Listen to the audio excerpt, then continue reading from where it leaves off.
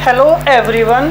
तो पिछली वीडियो में एरर एनालिसिस के बारे में मैंने आपको बहुत चीज़ें बताई थी, काफ़ी कंसेप्ट बताए थे, लेकिन वे कंप्लीट नहीं हो पाए थे। वीडियो बीच में ही पॉज हो गई थी, तो उसके वो पार्ट 1 था, उसके आगे की बात करेंगे हम इस वीडियो के अंदर। ठीक है, तो पिछली वीडियो को अगर आपने नहीं देखा तो आप उसे देख लीजिए। सो हमने उसमें देखो एक बार आपको रिव्यू करा देता हूँ पिछली वीडियो को, उसमें हमने क्या क्या किया था। ठीक है, तो उसमें हमने पाया था कि एरर क्या होती है, ठीक है, अनसर्टेनिटी क्या होती है, प्रेसिशन क्या होती है। ठीक है, सिर्फ ये बता रहा हूँ करा क्या था। ठीक है, अब इसमें जो एरर थे उसके टाइप देखे थे, एक थी आपकी सिस्टमेटिक एरर, एक थी आपकी रैंडम एरर। ठीक है, क्या थी? सिस्टमेटिक और एक रैंडम। अगर हम बात करें कैलकुलेशन की, तो जो एक आपका कंसेप्ट था एब्सोल्यूट एरर का। ठीक है, तो पहले मैं आपको ये बता दूं, जो आपने कुछ ऑब्जर्वेशन लिए, चाहे आप लेंथ मेजर कर रहे हो या फिर टाइम मेजर कर रहे हो, आप कोई भी चीज़ मेजर कर रहे हो, तो जो आपने उसमें ऑब्जर्वेशन लिया है, मैं मान लेता हूँ पहली बार मेजर किया, आपको क्या मिला? क्वांटिटी A1 वैल्यू मिली, दूसरी बार में A2 मिली, तीसरी बार में A3 मिली, आपने n ऑब्जर्वेशन ली, AN तक मिली आपको। ठीक है, और जब हम क्या मानेंगे, क्वांटिटी की ट्रू वैल्यू क्या मानेंगे, हम क्या करेंगे, इन सभी का मीन कर लेंगे। ठीक है, सो मीन वैल्यू आपको क्या मिलेगी, जिसको हम क्या बोल सकते हैं, ट्रू वैल्यू भी बोल सकते हैं। ठीक है, या फिर एक्सेप्टेड रेफरेंस वैल्यू, इसको हम एक्सेप्ट कर लेते हैं। वो क्या होगी, इनका मीन होगी, इन सभी को जोड़कर क्या करेंगे हम, नंबर ऑफ टर्म से मतलब n से डिवाइड कर देंगे। तो ये तो थी इसकी ट्रू वैल्यू। अब बात करते हैं हम एब्सोल्यूट एरर की। ठीक है, सो एब्सोल्यूट एरर मैंने आपको ये बताई थी कि जो पहले के लिए एब्सोल्यूट एरर होगी वो क्या होगी, A1 माइनस A होगी, जो ट्रू, इसको आप A बोल दो। ठीक है ना, जो मीन वैल्यू है, जिसकी एक्सेप्टेड रेफरेंस वैल्यू है, तो इसका और इसका जो डिफरेंस होगा, जो ऑब्जर्वेशन लिए और जो हमारी ट्रू वैल्यू है, उसके बीच का डिफरेंस एब्सोल्यूट एरर। दूसरी के लिए क्या होगा, A2 माइनस A होगा, तीसरी के लिए A3 माइनस A, और nth के लिए AN माइनस A होगा। इसको हम बोल सकते हैं डेल्टा A1, इसको हमने बोला था डेल्टा A2, और इसको हमने बोला था डेल्टा AN, इसी तरीके से। ठीक है, तो फिर यहाँ पर कंसेप्ट निकल गया मीन एब्सोल्यूट एरर का। मतलब जो हमने ये अलग अलग ऑब्जर्वेशन की एब्सोल्यूट एरर निकाली है, उन सब का मीन निकालना, मतलब क्या, डेल्टा AM बोल दो इसको। तो क्या होगा, जितने भी एरर निकली है, delta A1 plus delta A2 dash dash dash delta AN, इन सभी का क्या करा हमने, मीन ले लिया, तो हमें मिल गया मीन एब्सोल्यूट एरर। फिर एक कंसेप्ट आया आपके माइंड में, जो था रिलेटिव एरर। ठीक है, रिलेटिव एरर कैसे निकलती थी? रिलेटिव एरर निकलती थी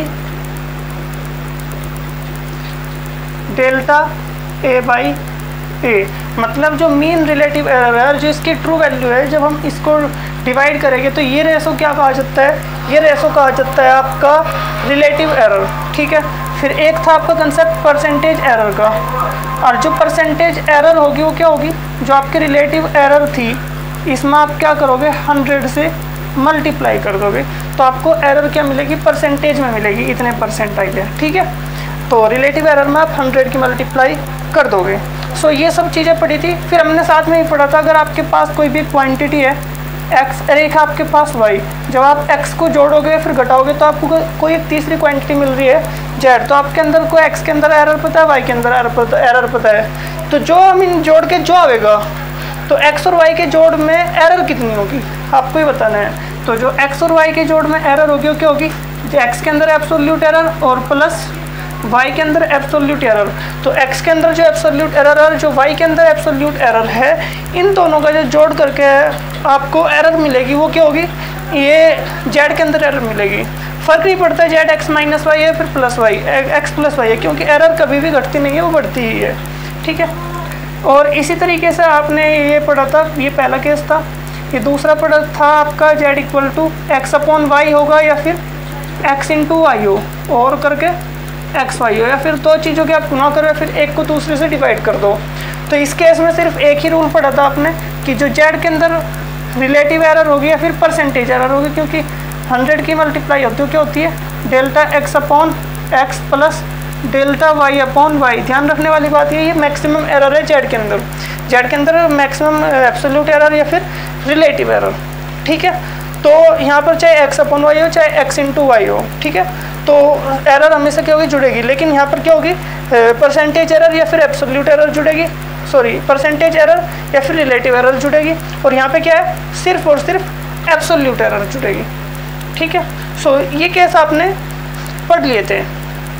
अब क्या बचता है, अब बचता है एक केस जो जिसके बाद यहाँ पर ही क्या होगी थी, आपकी वीडियो समाप्त होगी थी पिछली।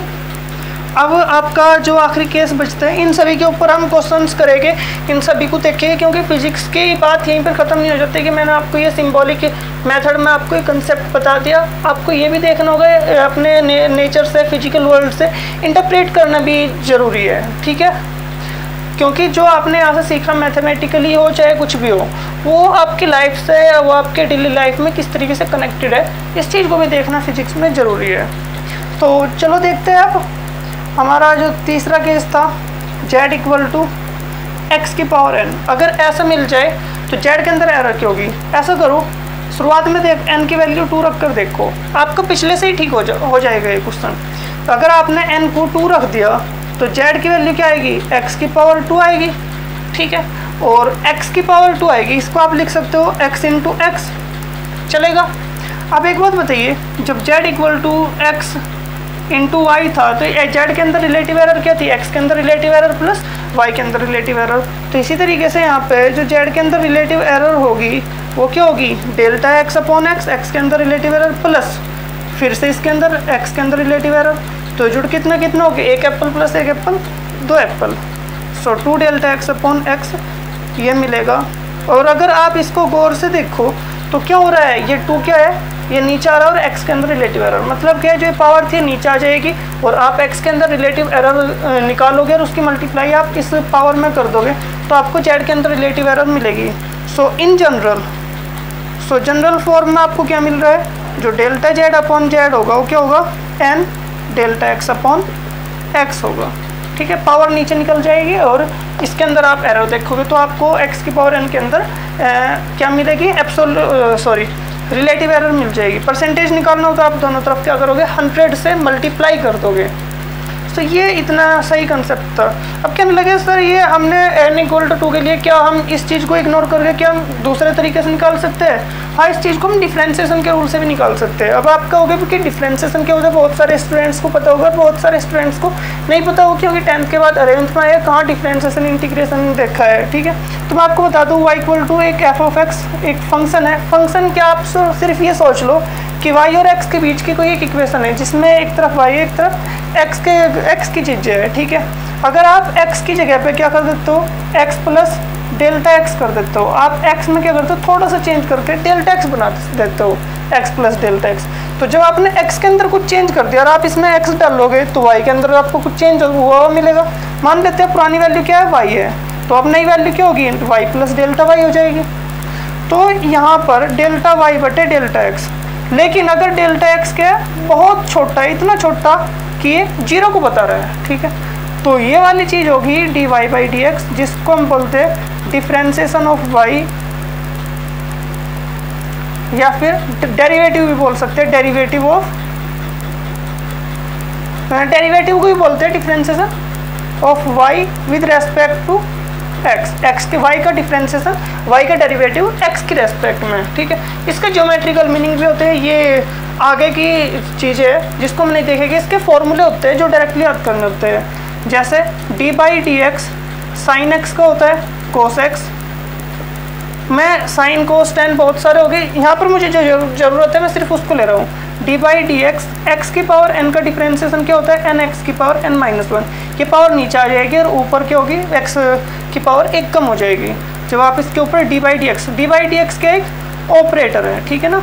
ये मतलब ऐसा नहीं है कि आप dx से dx काट दोगे फिर d से d काट दोगे, इसमें ऐसा नहीं होता है। तो ये क्या होता है, ये x की पावर n के ऊपर लगेगा तो ये आपको ये देगा, n x की पावर n माइनस 1 देगा। इसका मतलब ये जैसे 5 और 2 के बीच में प्लस लगा तो आपको क्या देगा, 7 देगा। इसी तरीके से x की पावर n से पहले अगर ये लग गया तो वो आपको n x की पावर n माइनस 1 देगा। आपके लेवल पर इतना है, ठीक है। तो चलो इसको मैं रफ कर देता हूँ, उस तरीके से देखते हैं एक बार। तो आप हम इसको क्या करेंगे, डिफ्रेंशिएट कर देंगे विद रेस्पेक्ट टू x, ठीक है। तो क्या होगा, dz/dx आएगा, ठीक है। अब आप इसमें क्या करोगे, d/dx x की पावर n दोनों तरफ लगाएंगे आप, और ये क्या होगा nx की पावर n-1 फॉर्मूला है, ठीक है। अब ऐसा करो x को उधर भेज दो, तो dz इक्वल टू क्या होगा, n x की पावर n-1 इंटू क्या dx, ठीक है। अब आप इसमें x से मल्टीप्लाई कर दो, सो x नहीं, आप इसमें ऐसा करो x से डिवाइड कर दो, so dz/x equal to n x की power n-1 upon x dx। कुछ गलत तो नहीं कर दिया, हाँ गलत करा है, हमें मल्टीप्लाई करनी थी, जो मैं शुरुआत में सोच रहा था वो डिवाइड गलती से कर दिया, इसके लिए सॉरी। सो हमने क्या करा, मल्टीप्लाई करिए dx, ठीक है। तो हमने इधर भी x की मल्टीप्लाई कर दी और इधर भी x की मल्टीप्लाई कर दी है, dx नुक्का नहीं है। अब आप एक चीज़ देखिए, x की पावर n-1 इंटू एक्स की पावर n, a की पावर b इंटू a की पावर c। अरे बच्चों को भी पता है a की पावर b प्लस c होता है, तो x की पावर n-1 प्लस 1, तो क्या होगा x की पावर n ही बचेगा, तो n x की पावर n dx, इधर क्या होगा x dx होगा। ऐसा करो, इस x की पावर n को नीचे ले आओ, सॉरी ये z है, so x dz upon x की power n equal to n dx, इस x को नीचे ले आओ, सो dz अपॉन x की power n equal to n dx upon x। एक चीज़ बताओ, जो x की पावर n है ये क्या है, z है, तो आप इसे z ही लिख दो ना सीधा, इसमें आप सीधा लिख दो जो x की पावर n हो क्या z है। तो एक बात बताइए, जो d है, इस d का मीनिंग क्या है, d का एक और सेंस है, जैसे ये एक ऑपरेटर तो है, ये d की एक सेंस ये भी है कि जैसे मैंने लिखा dx, इसका मतलब है डिफरेंशियल चेंज इन, डिफरेंशियल बोल लो या फिर इनफाइनाइटेसिमल, ठीक है, इनफाइनाइटेसिमल चेंज इन x, ठीक है।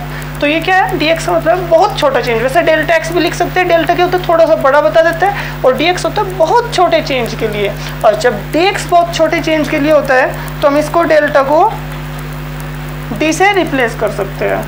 सो रिप्लेस कर लो आप इसमें d को डेल्टा से, तो आपको क्या मिलेगा, delta z/z equal to n delta x/x, वही पुराना रिलेशन, ठीक है। हम थोड़ा इस मैथमेटिक्स में नहीं पढ़ना चाह रहे थे, तो मैंने आपको पिछला अप्रोच बताया था, ठीक है। तो आप आपको जो अच्छा लगे आप वो कर सकते, आप वो करिए, ठीक है।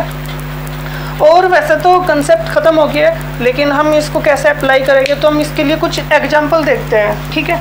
तो जितने भी हमने एरर एनालिसिस के बारे में पढ़ा, ऐसा करते हैं, इनको हम एग्जाम्पल की मदद से समझते हैं कि इनका मीनिंग क्या है, ठीक है। कहीं हम कुछ गलती तो नहीं कर रहे हैं समझने में, आपको क्लियर हो जाएगा। तो सबसे पहला जो आपको मैं एग्जांपल लेता हूँ, मैं ऐसा कर लेता हूँ, कोई भी एक स्टैंडर्ड क्लॉक ले लेता हूँ जो सैटेलाइट की मान लो, ठीक है। सो एक स्टैंडर्ड क्लॉक है आपके पास, और उसमें दोपहर के मान लेते हैं 12 बजे हुए, ठीक है। ये बिल्कुल एक्यूरेट है, ये हम इसे गलत मानेंगे ही नहीं। अब आपने क्या करी, दो क्लॉक ले ली, एक फर्स्ट घड़ी, एक आपके पास एक घड़ी है, एक सेकंड क्लॉक है आपके पास, ठीक है। इसमें आप क्या कर रहे हो, टाइम देख रहे हो। जब 12 बजे, ठीक 12 बजे जब आपकी स्टैंडर्ड क्लॉक में 12 बज रहे थे, तो मंडे के दिन, ठीक है, क्या बज रहा था फर्स्ट क्लॉक में, 10:05 ले लेते हैं, ठीक है। और इसमें ले लेते हैं 11:55। ट्यूसडे को देखो क्या हाल है, इसमें ले लो आप 10 बज रहे, ठीक है, और इसमें ले लो आप 12:05, ठीक है। इसमें ले लो आप वेडनेसडे को 10:03, ऐसा करो 8 मिनट ले लो, ठीक है।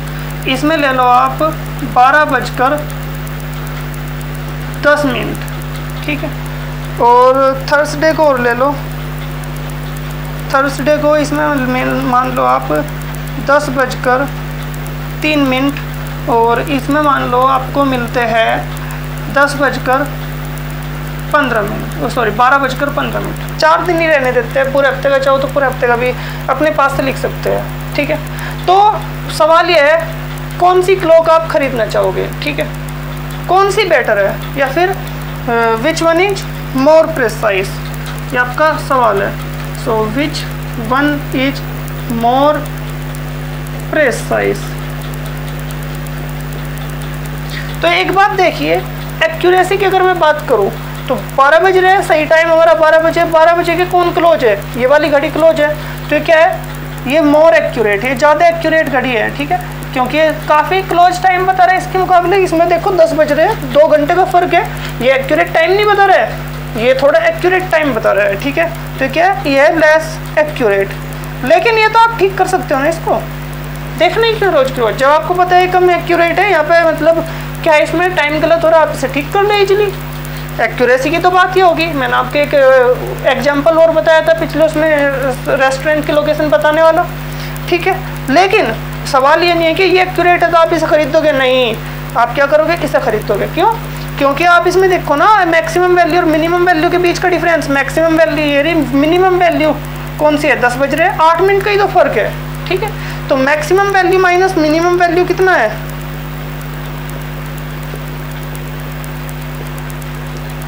ये डिफरेंस कितना है, सिर्फ 8 मिनट का है, ज़्यादा नहीं है। और इसमें देखना जरा मैक्सिमम वैल्यू और मिनिमम वैल्यू का डिफरेंस, क्योंकि इसमें तो आपने छेड़छाड़ करी नहीं थी घड़ी में, वो कितना है, 20 मिनट का डिफरेंस है, 12:15 और 11:55 के बीच का 20 मिनट, मतलब इसमें 20 मिनट की गलती हो रही है देखने में। और अगर आप इसके 10 बजे की एरर ठीक कर लो तो इसमें सिर्फ और सिर्फ 8 मिनट की गलती हो रही है, तो जाहिर सी बात है क्या है, ये मोर प्रेसाइज है, ठीक है।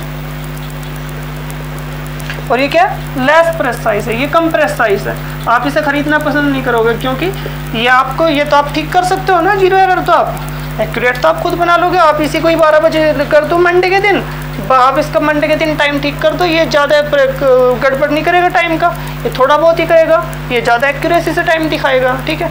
हालांकि इसको आपने एक्यूरेट कर रखा है, बट प्रेसाइज कौन सी है, ये है। तो एक्यूरेसी और प्रेसिशन में आपने फ़र्क जान लिया होगा कि क्या होता है, ये एग्जाम्पल उसी के लिए था, ठीक है। अब हम अगला एग्जाम्पल देखते हैं।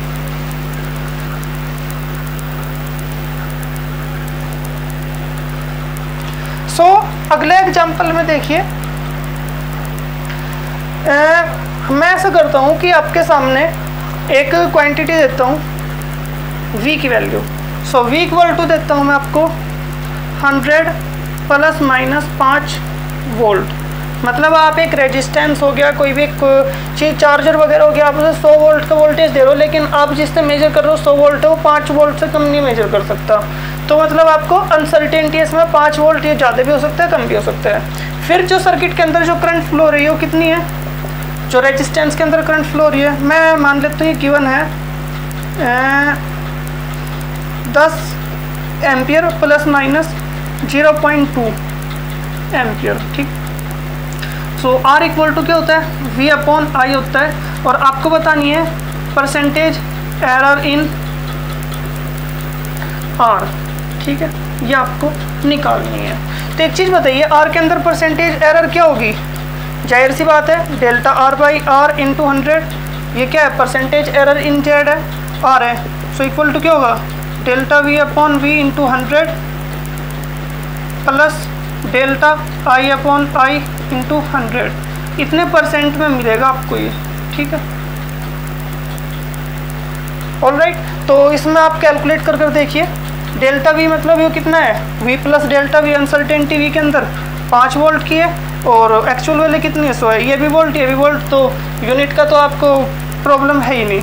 सो इंटू में 100, ये 5% आ गया, प्लस ये कितना है 0.2/10 × 100, कितने परसेंटेज मिलेगा, सो ये 5 है, ये क्या है, इसको 0 से 1 0 कट जाएगी, और इसमें 2 के मल्टीप्लाई करोगे 2, मतलब क्या है 7% की आपको इसमें एरर मिलेगी R के अंदर, ठीक है। तो हम इस तरीके से इसको जोड़ते हैं। सो एक और एग्जाम्पल, आपको मैंने क्वांटिटी दे दी P इक्वल टू, ये दे दी मैंने x की पावर 3, y की पावर 5/z की पावर 2/3, एंड एक और ले लो a की पावर 5/4।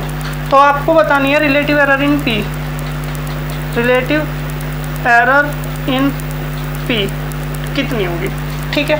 सो P के अंदर जो रिलेटिव एरर होगी वो कितनी होगी, आपको पता है x³ के अंदर रिलेटिव एरर प्लस y⁵ के अंदर रिलेटिव एरर प्लस z⁵2/3 के अंदर रिलेटिव एरर प्लस a⁵5/2 के अंदर रिलेटिव एरर, ठीक है। तो ये आपको ये इन सभी का हम जोड़ करेंगे तो आपको P के अंदर रिलेटिव एरर मिल जाएगी। लेकिन x⁵ के अंदर रिलेटिव एरर कितनी होती है, जाहिर सी बात है पावर क्या होती है, नीचे आ जाती है। सो 3 डेल्टा x/x प्लस ये 5 नीचे आ जाएगा 5 delta y/y plus 2/3 delta z/z plus 5/2 delta a/a। सो ये होगी P के अंदर रिलेटिव एरर, ठीक है। आई होप ये आपको क्लियर हो गया होगा। एक और लेते हैं एग्जांपल, ठीक है, इसमें अभी अपनी तसल्ली नहीं हुई है। आप दो रेजिस्टेंस मान लीजिए, एक ले लीजिए आप R1 जो कितना है 100 ओम का है, ऐसा करो प्लस माइनस 5 ओम ले लो, ठीक है। और एक ले लो 200 प्लस माइनस सिंप्लिसिटी के लिए 10 ले लो, 10 ओम। इसमें आपको 10 ओम की अनसर्टेनिटी, इसमें आपको 5 ओम की अनसर्टेनिटी है। R1 R2 क्या है, सीरीज में है, तो जो इनके इक्विवेलेंट रेजिस्टेंस होगा उसके अंदर आपको क्या बतानी है, एरर बतानी है।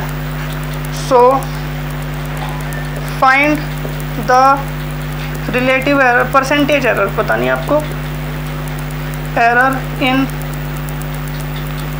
इक्विवेलेंट रेजिस्टेंस और when R1 and R2 are in, पहला केस है सीरीज और दूसरा केस है पैरेलल, ठीक है। अगर दोनों पैरेलल में है तो R के अंदर जो इनके इक्विवेलेंट रेजिस्टेंस है उसके अंदर कितनी एरर होगी, और पैरेलल में है दोनों के दोनों तो उसके अंदर कितनी एरर होगी। तो पहला केस ले लेते हैं हम इन सीरीज का, ठीक है। सो इन सीरीज, जब ये सीरीज में है तो इक्विवेलेंट रेजिस्टेंस कैसे निकलेगा आपका, R1 प्लस R2 से निकलेगा, ठीक है। सो जाहिर सी बात है डेल्टा R इक्वल टू कितना होगा, delta R1 plus delta R2 होगा। तो आप एब्सोल्यूट एरर निकाल लोगे, एब्सोल्यूट एरर से आप R से डिवाइड कर दोगे, तो जाहिर सी बात है पहले आप R निकाल लो दोनों का जोड़ के। सो R इक्वल टू कितना होगा, 100 प्लस 200 300, ठीक है ना। तो ये क्या है, एक्चुअल वैल्यू ऑफ R की ये वैल्यू मिल गई है। अब इसके अंदर आपको अनसर्टेनिटी बतानी है, तो इसके अंदर कितनी होगी 5 और इसके अंदर कितनी होगी 10 होगी, तो क्या होगी 15 ओम की इसके अंदर क्या है अनसर्टेनिटी है, 30 ओम है। आपको क्या बताना है, डेल्टा R/R इंटू 100 बताना है, ठीक है। ये R के अंदर क्या है, परसेंटेज एरर इन R है।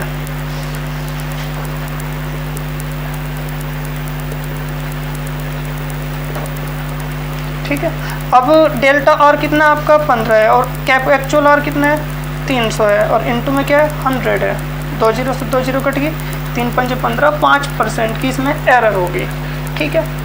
लेकिन बात अभी ख़त्म नहीं हुई है, अभी इसका दूसरा पार्ट है। मतलब कि आपने R1 R2 को जब सीरीज में जोड़ा तो जो आपका इक्विवेलेंट रेजिस्टेंस होगा, अगर आप उसको एक ही मानो तो वो 300 ओम का होगा, उसमें 5% की परसेंटेज एरर होगी, ठीक है ना। आप इसमें 5% कम ज़्यादा के लिए इसको यूज कर सकते हो, 300 के 5% के लिए, ठीक है। 5% का मतलब है 300 का जो 5% आएगा वो प्लस माइनस तक के हिसाब को यूज कर सकते हो, इतना इसका रेजिस्टेंस हो सकता है। दूसरा क्या आपका पैरेलल। सो इन पैरेलल के लिए आप क्या करोगे, पैरेलल के केस में क्या होता है, equivalent resistance 1/R equal to 1/R1 plus 1/R2 होता है, ठीक है। तो इसमें आप कैसे निकाल लोगे, तो जाहिर सी बात है आप इसका डेरिवेटिव करोगे। एक बात बताइए, dx/dx x की पावर n क्या था, nx की पावर n-1 था, ठीक है। अगर मैं इसकी जगह पे -1 कर दूँ पावर, ठीक है, तो 1/x होगा। सो d/dx 1/x वो कितना होगा, d/dx x की पावर -1 होगा। अब ये -1 नीचे आएगा, पावर क्या होगी -2 होगी, तो x -1/x² होगा, ठीक है। तो जाहिर सी बात है इसमें हम क्या करेंगे, ये जब हम इसका डिफ्रेंशिएशन करेंगे तो ये मिलेगा आपको, डायरेक्टली यूज कर रहा हूँ, delta R upon R square equal to delta R upon R one square plus delta R upon R two square. ठीक है, तो ये आपको मिलेगा रिलेशन।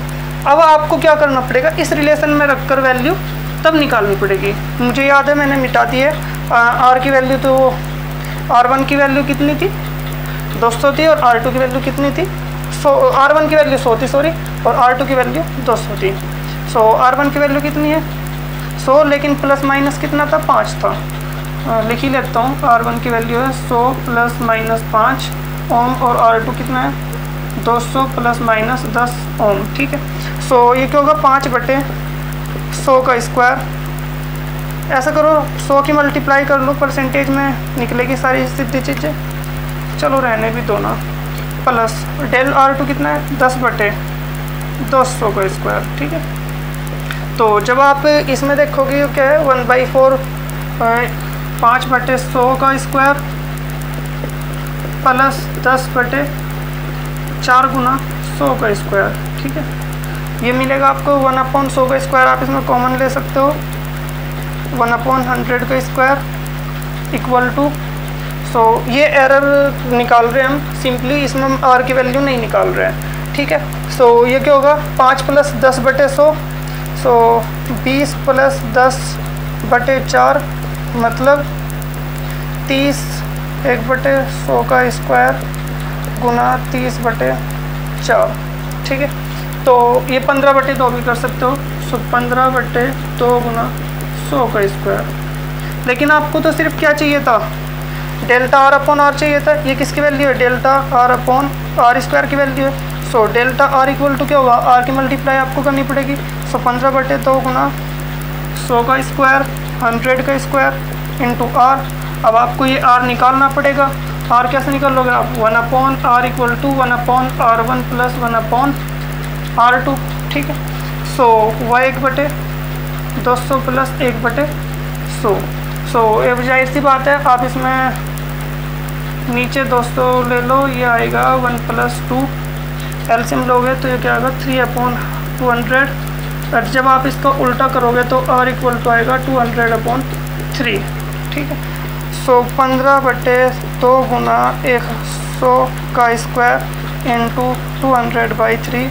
सो ये 5 आ जाएगा कट कर, ये आएगा 100, इससे इसकी क्या होगी पावर कटेगी। सो 5/100 मिलेगा।